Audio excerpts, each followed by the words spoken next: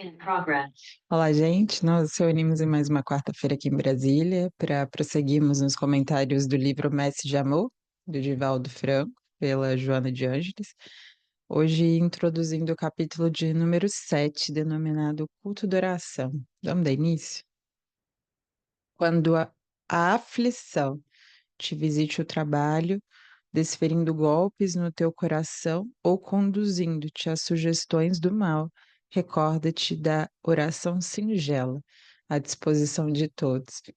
E nesse primeiro momento já me vem como muitas vezes a gente quer assim chaves misteriosas, ferramentas peculiares para a solução dos nossos problemas, para quando a aflição realmente nos surge. Mas é como ele diz, tem uma ferramenta simples, né, à disposição de todos, a qualquer momento, e que muitas vezes a gente subestima, né, o próprio valor dela, que é a oração. Então, quando a aflição chegar, quando os golpes, né, da vida, das provas da vida nos ferirem, golpearem o nosso coração, que a gente não busque fórmulas mágicas, né, no exterior, mas que, sobretudo, se recolha, vá para o nosso altar íntimo, consulte o nosso coração e faça aquela oração, como diz Joana, disponível a todos.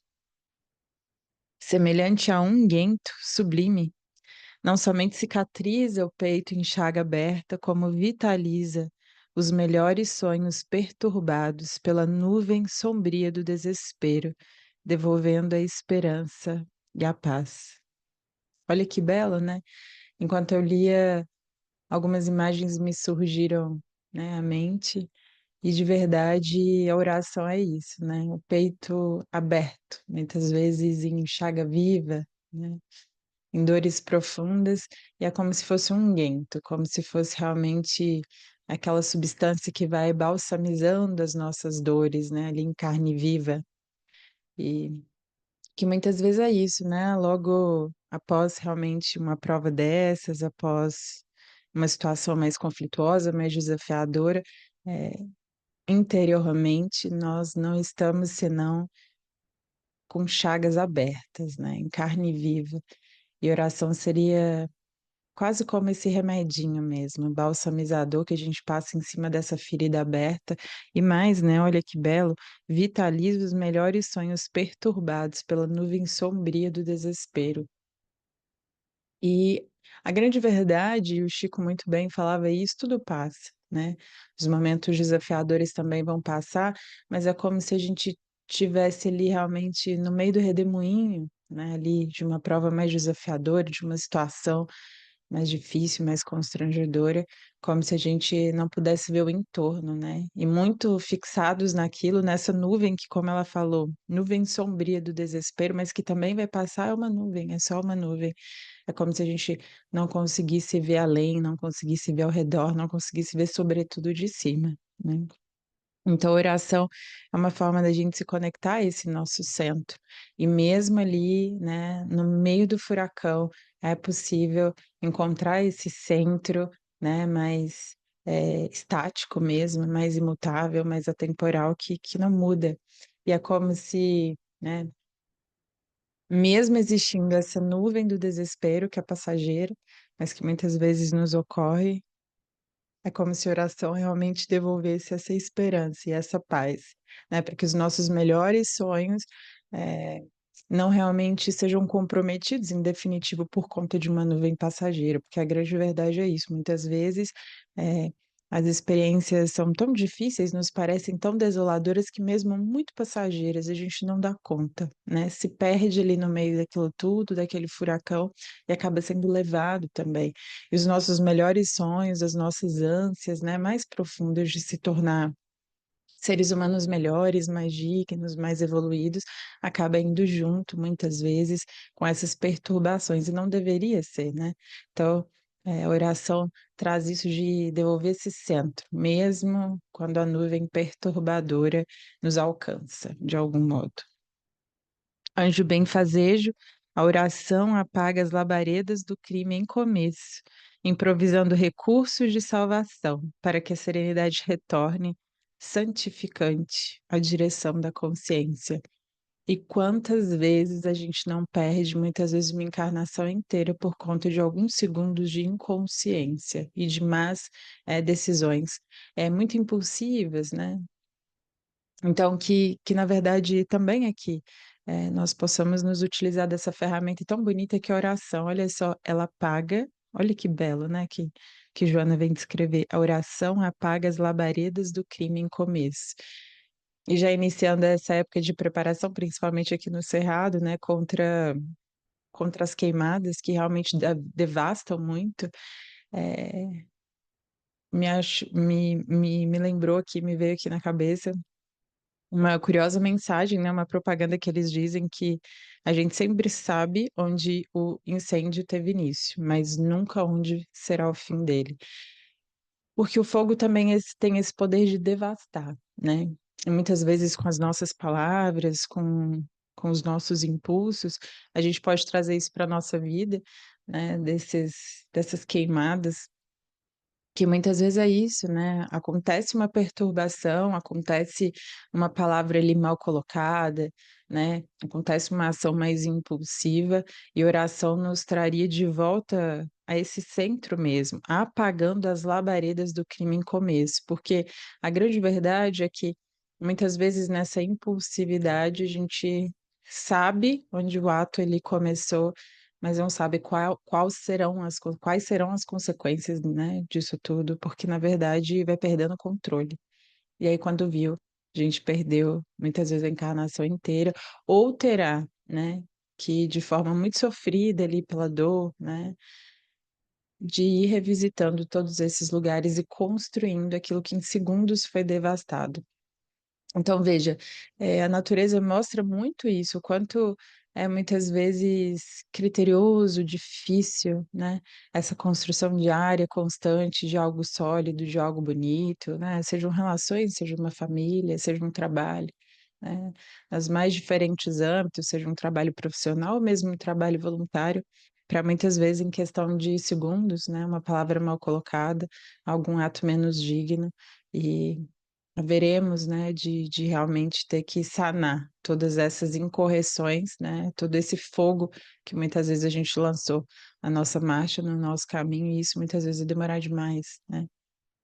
Então que a gente esteja atento, né, para nesses momentos de prova mais intensa, orar com fervor, né, porque também apaga os crimes em começo. Então é como se muitas vezes a queimada até chegasse a vir, mas mais conscientes, mais centrados, a gente pudesse realmente, antes que esse fogo se alastre, né, pudesse realmente com essa oração quase como, eh, ir realmente cessando esse fogo, né. Não apenas garante a felicidade e a harmonia do lar, como também embeleza todas as realizações começantes, oferecendo estímulo novo e coragem para o êxito total das experiências em que te aprimoras no estágio do mundo. Então, olha que belo, né? É como se também, de algum modo, a oração fosse quase como uma água mesmo, de uma plantinha ali nascente, de uma semente, né, que começasse a enraizar e a ter as suas primeiras folhinhas, né, que são esses sonhos profundos do nosso coração, que é isso que a gente realmente quer viver e que muitas vezes é tão difícil de fazer nascer, né, fazer vir à tona e cultivar essa plantinha frágil, mas nascente dentro de nós, né. E oração é como ele falou, embeleza todas as realizações começantes, oferecendo estímulo. Então, eu não me recordo de ver uma mensagem sobre oração que fosse tão poética, né, porque, parece às vezes um assunto batido, mas como a gente percebe também muito subestimado, "Ah, tem que orar", mas muitas vezes a gente não percebe mesmo a beleza por trás de algo que é simples, né. E aí vai atrás de soluções mais extravagantes, né, de ferramentas, assim, mais extraordinárias sobre o nosso ponto de vista, e muitas vezes a gente está deixando de fazer o básico, né. O básico que é tão bonito, que rende tantos frutos, né, como diria Joana. Então, não somente garante a felicidade e a harmonia do lar, como também embeleza todas as realizações começantes. Então, imagina uma família realmente estruturada na oração, né? em que está ali atento, né, para orar, para ver realmente a planta frágil que tem ali ao lado e que também é capaz por conta de algum modo, né, e aguando a própria vida, fazendo nascer a própria plantinha, é também capaz de, em família, aguar tantas outras plantas, né, fazer nascer, fazer virar à tona o melhor de todas as pessoas que estão ao seu redor. Então imagina que família abençoada seria, não é? Não somente consola e sara, mas também ilumina o pensamento turbilhonado, restituindo a calma e o tirocínio para desmarchares os cipós enrodilhados nos teus pés, a te reterem na província da angústia incessante. Então me veio essa imagem, né, de muitas vezes a gente se sentir mesmo preso nesse cipós, completamente enredado, né, nesse cipós. E aí é como se a gente ganhasse esse novo ânimo, né, de mesmo enrolado ali nas circunstâncias, pela vida, pelas provas, a gente ganhasse esse ânimo extra de ir olhando as soluções, né, vendo as oportunidades, as possibilidades, de ir se desvencilhando desses cipós que muitas vezes nos retém na sombra ou mais, né, muitas vezes nem tanto na sombra, mas estagnados, né. Muitas vezes nós estamos acomodados e estagnados no nosso processo evolutivo, sem entender que, na verdade, a evolução é caminhar, seguir em frente, sempre adiante, né. E muitas vezes a gente está ali estacionado em algumas paragens ali mais confortadoras, que nos felicitam mais, e estamos, senão, destruindo grandes potenciais internos ou não fazendo vir à tona, né, tantos potenciais latentes que residem dentro de nós, quando a gente se propõe a seguir, a aprimorar, a avançar, né. Celeiro de bênçãos inesgotáveis, ela é a segurança da família, alimento dos filhos e fortaleza dos pais. Então achei tão belo quando ela diz isso sobre a família, né, que seria então a oração: fortaleza dos pais e alimento dos filhos. Imagine, né, um casal realmente consagrado, né, que realmente tornasse isso uma prioridade na vida. Então cria essa fortaleza interior, ambos, né, começam a construir ali uma família realmente sólida, que vai alimentar os filhos também com oração e que é a segurança da família. Porque é isso, nos garante uma conexão muito maior, né, porque os problemas vão vir, as nuvens tormentosas vão chegar, angustiantes, e com a oração, né, passaremos mais rápido, porque entendendo, né, a finalidade das provas, do porquê daquilo, e mais reabastecidos interiormente para esses momentos mais tumultuosos que chegarão para todos, né. Mensageira do Pai Celestial, ela é intérprete de todas as tuas aspirações e intercessora dos teus anseios junto aos bem-aventurados. Vertendo-a do coração em colóquio confiante, asserenam-se as paixões, purificam-se os sentimentos, estabelecem-se as diretrizes, moderam-se as necessidades, robustece-se a fé. Eleva-se o padrão de serviço e ela harmoniza em redor de nossa aprendizagem os patrimônios da honra, do respeito e da saúde espiritual, favorecendo a extensão das menores tarefas no campo de auxílio aos sofredores. Então, olha que bela, né? As coisas elas começam pequeno, né? Numa dimensão realmente menor, e para que elas ganhem essa robustez e realmente essa quantidade maior, a gente precisa realmente de algo que nos leve a outro patamar. Então, achei belíssimo quando ela fala, né, "Asserenam-se as paixões", e a verdade, uma oração do coração, a gente vai percebendo também que os nossos sentimentos vão sendo purificados, né, a nossa parte mais elevada vai querendo vir à tona, vai sentir essa necessidade de vir à tona. As nossas paixões, né, de algum modo vão se serenando, a gente vai compreendendo vai tendo um novo olhar da vida, né, vai compreendendo outras necessidades. Eu achei tão belo quando ela fala assim: "Moderam-se as necessidades", porque é verdade. Nós, com os nossos anseios, nossos desejos, as nossas paixões, muitas vezes a gente vai criando necessidades, né, para nós, para os outros, para a nossa própria vida. E a oração É como se ao voltar para o nosso centro a gente pudesse recolocar todas essas necessidades. Será que eu necessito disso mesmo? Será que isso que eu tanto desejo, esse anseio, essa paixão que eu tanto quero, de algum modo que aconteça, será que isso vai realmente fazer bem para o meu espírito? Será que é esse o caminho, né, que o sagrado tem a meu respeito? Então a gente vai moderando as nossas necessidades, vai muitas vezes modificando as nossas decisões. Então, as minhas opiniões, as minhas decisões, elas não são fruto mais de um exterior, mais de uma sociedade, daquilo que está na moda, daquilo que todo mundo pensa, mas fruto mesmo desse raciocínio íntimo, de estar na minha fortaleza interior, no meu altar íntimo, então, tomar decisões, né, de dentro para fora.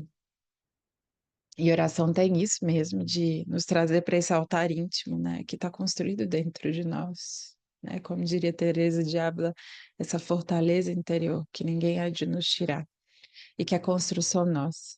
Né.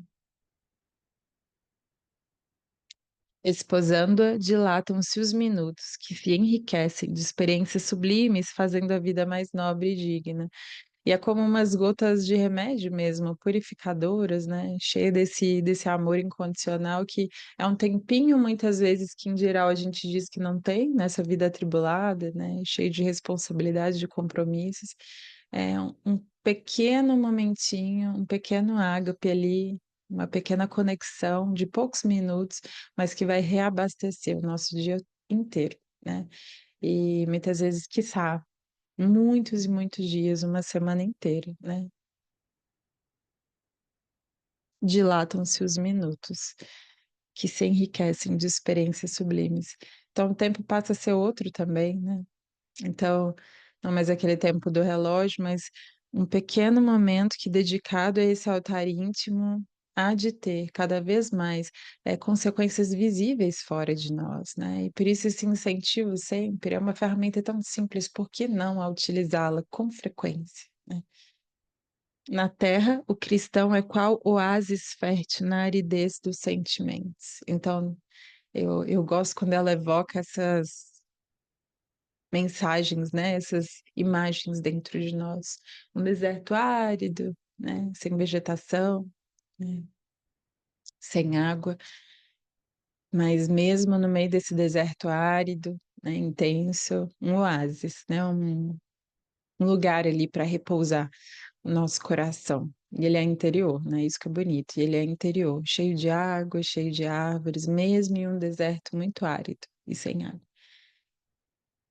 Solicitado por todos e por todos fiscalizados de perto, é como a árvore produtora que todos buscam esfaimados, guardando o direito de a apedrejar e a ferir. E eu me recordei de alguns anos atrás, minha mãe veio até Brasília, a gente estava passeando com os nossos cachorrinhos e a gente viu um abacateiro muito bonito, cheio de abacate. A gente tentou tirar alguns e não conseguimos, começamos a dar algumas batidinhas para que os frutos pudessem cair, né? E minha mãe, de uma forma muito sábia, muito serena, muito amorosa, olhou para mim e falou: É por isso que dizem, né, que a árvore que dá bons frutos é realmente apedrejada, né? Porque uma árvore que não tem frutos para dar, ninguém vai ali atrás de algum modo açoitar, né? Então, como é dizer que de algum modo, quem tenta realmente mostrar um serviço, quem tem frutos para dar, né? Tais quais esses cristãos que a Joana comenta que muitas vezes são alvo mesmo de apedrejamento e, e dessa necessidade de ferir, né? Mesmo sendo os mesmos que ele fala ali, mesmo sendo a mesma pessoa que é solicitada por todos e que é procurada por todos para que possa matar a sua fome, né? Então, olha a contradição, né? Mas que então, em passando por esses momentos tormentosos, a gente entenda isso, tal qual uma planta que produz bons frutos, de algum modo, haveremos de ser feridos, de apedrejados, né? Eh, Muitas vezes não como Cristo, mas em pequenos momentos, nas nossas pequenas tarefas, né? Na vida compatível que a gente leva com aquilo que a gente já já sabe, já tem consciência, muitas vezes haveremos de ser também apedrejados. Recebe-se em silêncio a perseguição gratuita e o punhal invisível da maldade, e plantas na terra abençoada da oração humilde, na qual se consomem todos os adversários da luz, vencidos pela misericórdia do céu. Então, todas essas queixas, né, todos esses momentos difíceis de prova haverão de passar, né? Porque a grande verdade é que há sempre, né, depois de dias e dias de escuridão, uma luz que retorna, né? Como os dias e as noites que a gente vivencia todos os dias, há sempre um novo nascer do sol. E que até lá estejamos guardados nessa luz da oração, né? Planta-os na terra de oração humilde e nobre.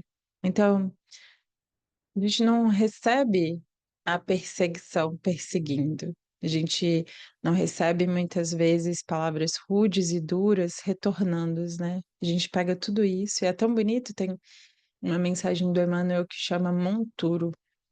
E ela fala que é como se a gente pegasse tudo isso que de algum modo a gente considera como ruim, as perseguições, as queixas das pessoas, muitas vezes as críticas, a gente pega tudo isso, transforma em adubo, porque a gente tem essa possibilidade, é uma escolha dentro de nós, né? Muitas vezes difícil, mas é uma escolha que a gente tem sobre ou retribuir o mal com o mal, ou como diria Machado de Assis, do maior mal, retirar o maior bem. Olha que belo isso. Do maior mal retirar o maior bem. Então é pegar todo esse monturo, né, todo esse lixo de algum modo alheio, né, e muitas vezes nossos mesmos, das nossas próprias imperfeições. É pegar tudo isso, entender como uma oportunidade de transformar tudo isso em adubo, para que então mais e mais do nosso melhor possa florescer no mundo. Olha que belo. E quanto possível, cultiva a prece em tua alma, com devotamento e confiança e trabalhando sem desfalecimento. Faze dela o teu abençoado guia todos os dias e todas as horas, assegurando imperturbável a vitória do bem no roteiro da tua vida. Que belo, né? Então, para nós, uma mensagem mesmo de refazimento, de que através da oração a gente se conecte a forças muito maiores e muito superiores a nós, as nossas próprias imperfeições, né? As nossas próprias quedas, muito maior, né? Cultiva a prece em tua alma com devotamento e confiança, trabalhando sem desfalecimento, e faz abençoado todos os teus dias. E é bonito perceber isso no dia mais difícil, na prova mais desoladora, nós temos dentro de nós essa capacidade de transformar, né? O dia de oração é uma excelente ferramenta para que a gente possa fazer isso, de transformar os nossos dias em algum, né? Não seria um dia que muitas vezes a gente gostaria de viver, mas vai ser um dia em que novamente, como ele fala ali, né, sem desfalecer, a gente está dando a nossa batalha íntima, interior e muitas vezes invisível aos outros, de recomeçar e mais do que isso, de perseverar, né? Então, que possamos, com todos esses aprendizados e de algum modo serenando o nosso coração, entendendo que os dias difíceis virão, mas também passarão. E que através da prece, tanto nos dias ruins, que vai ali realmente nos ajudar, nos robustecer a fé, como nos dias bons, né? De gratidão a Deus pelas experiências, pelos dias vividos, a gente coloque a prece como essa nossa companheira de jornada bonita e que está à nossa disposição sempre. Tá bem? Muito obrigada. Até logo, gente.